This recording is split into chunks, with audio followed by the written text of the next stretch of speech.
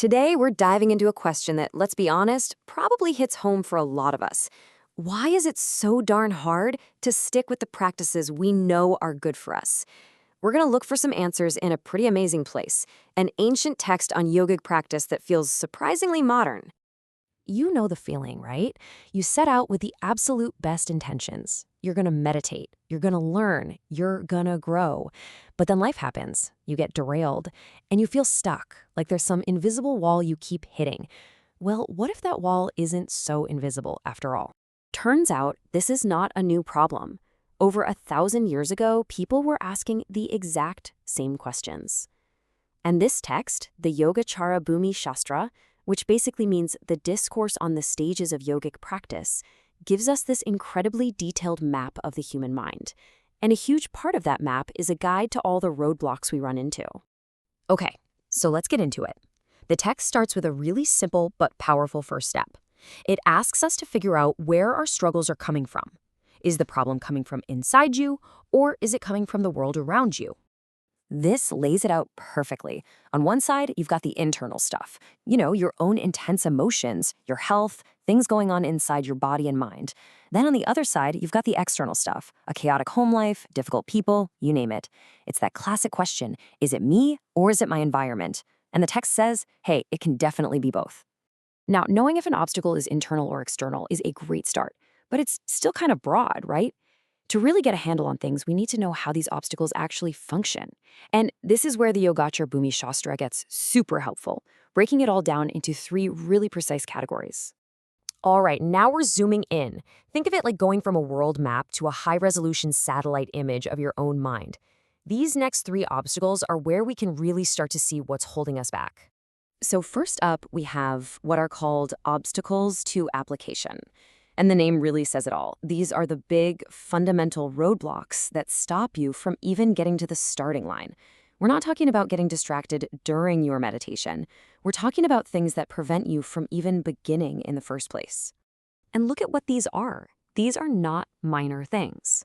We're talking about serious illness, not having enough to eat, not having a safe place to sleep, or literally being harassed. The text is incredibly compassionate here. It's basically saying you can't be expected to start a spiritual practice if your basic survival is on the line. First things first. Okay, on to the second category, obstacles to seclusion.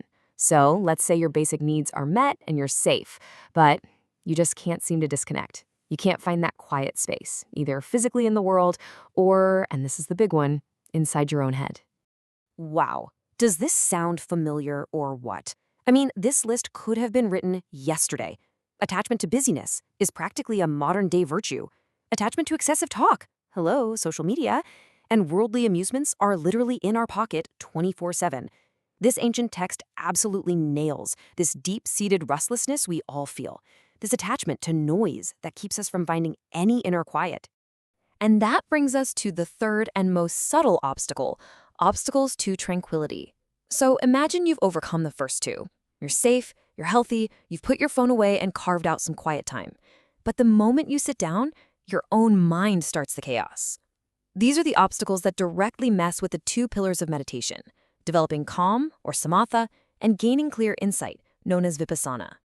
And the text gets even more specific here, which is so cool. It doesn't just say your mind is a mess. It explains that this final obstacle is a 2-pronged attack.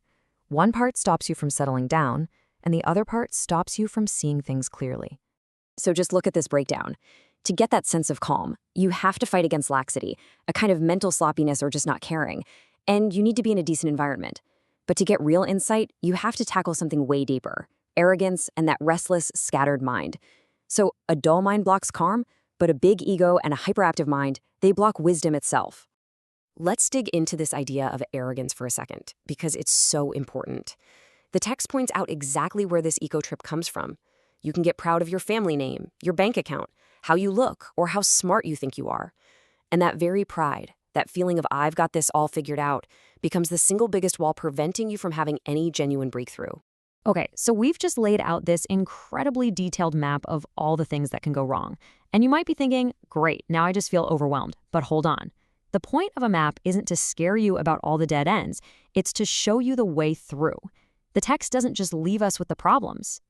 Now, this quote might sound almost too simple, but it is so profound. Think about it. The solution isn't some secret, complicated technique you have to learn. The solution is simply the absence of the problem. The moment you can clearly see and name an obstacle, you've already started to dissolve it. And that is the key takeaway. The goal is not to wake up tomorrow and be a perfect, obstacle-free person. That's impossible. The real practice is just awareness. It's learning to notice, without beating yourself up, oh, there's that attachment to being busy again. Or, look at my ego popping up. That simple act of recognition, that's where the freedom begins. So that's what I want to leave you with. As you look back at this ancient map, which of these roadblocks shows up the most on your own path? Is it something fundamental, like just not having the time or energy? Is it the constant pull of distraction? Or is it the subtle chatter of your own mind? Just asking yourself that question, well, that's the first and most powerful step you can take.